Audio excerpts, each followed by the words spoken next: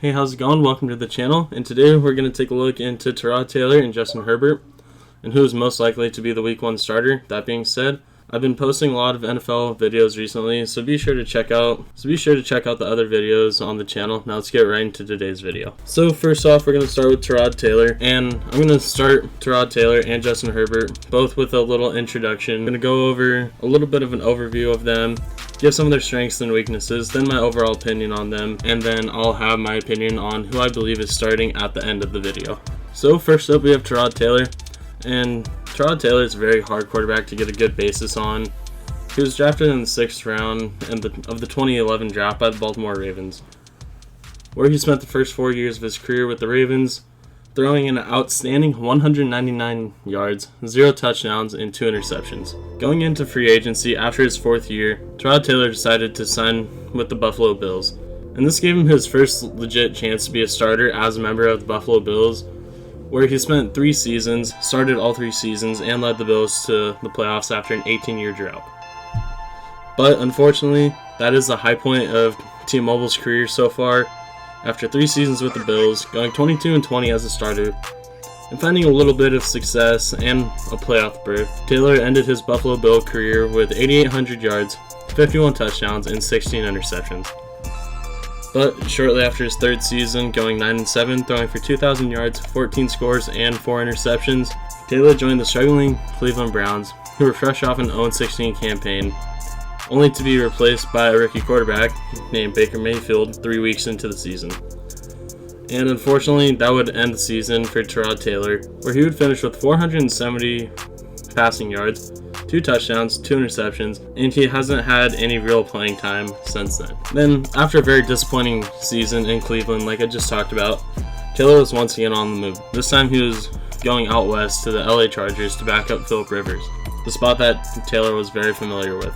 Making 8 appearances, Taylor finished his 2019 campaign with a huge 33 yards and 1 touchdown. And over the course of his 9-year career so far, Taylor has put up 9,500 passing yards. So over his 9-year career, Taylor's put up 9,500 passing yards, 54 touchdowns to go along with 20 interceptions.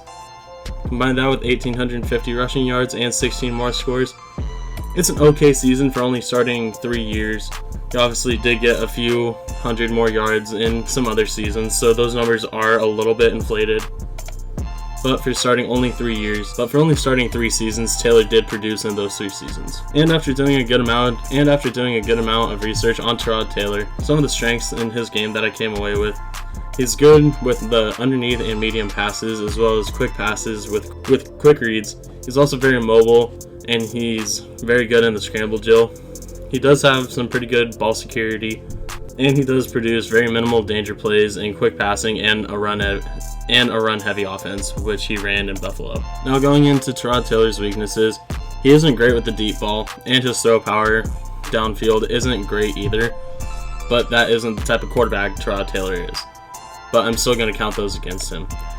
He does tend to stick to his first read, and if it isn't there, he'll usually try to scramble around a little, and he might find a throw late. He is slow going through his progressions, as in the NFL, he's never really had to go through his progressions super quick, going through 2, 3, 4 of them.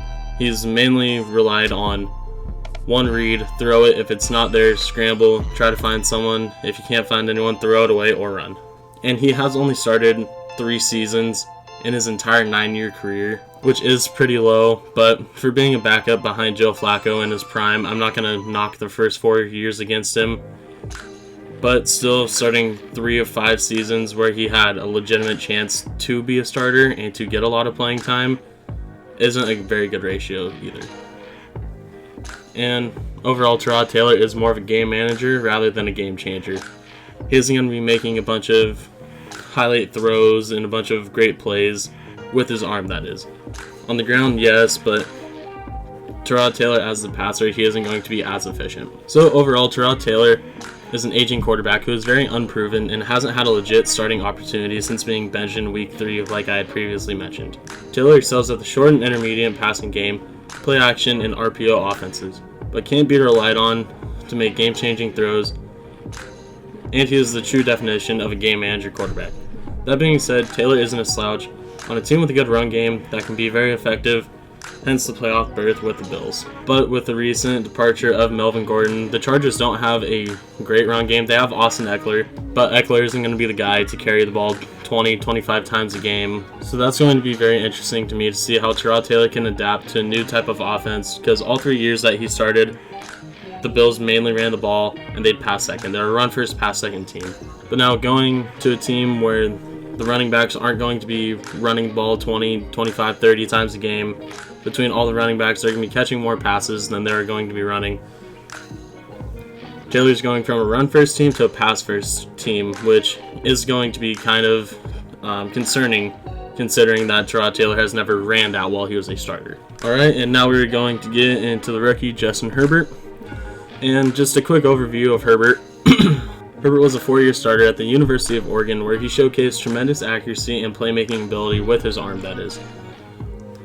Throwing for over 10,000 yards, 95 touchdowns, and 23 interceptions in those 4 years as a starter, to go along with 500 rushing yards and 13 additional touchdowns. But with the good, you also get the bad with Herbert, because right after he makes a great throw that goes, oh my god, I can't believe he just completed that, he'll throw a horrible interception the very next play, and you're like, oh my god, I can't believe he just threw that.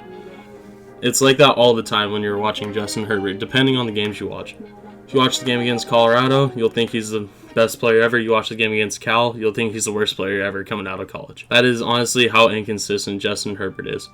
And we'll get into that a little more later. But inconsistent or not, Herbert does have all the arm talent in the world, but he's just so inconsistent, like I've already mentioned. You never know which Herbert you're going to get week in and week out. And honestly, sometimes you don't even know which Herbert you're going to get each drive or each play for that even. Like I had already mentioned, Justin Herbert has a ton of talent and a ton of potential that was heavily restricted, part his fault, part horrible coaching by the Oregon coaching staff. The mistakes that Herbert was making as a senior should have been the mistakes that Herbert was making as a freshman and a sophomore, not as a junior and a senior, which is terrifying for drawing the line on whether Herbert is the real deal or the next Mitchell Trubisky. We'll just have to wait and see what Anthony Lynn can do with him and what their plans for Herbert are for the future and how they plan to work out his inconsistencies. And getting into some of Herbert's strengths, I did a good amount of research too to jot down his strengths and his weaknesses. But for some of his strengths he has great arm strength and arm talent. He's just so inconsistent in Oregon offense. He can also make crucial throws at big points in games. He has a quick release, can fluently read through progressions.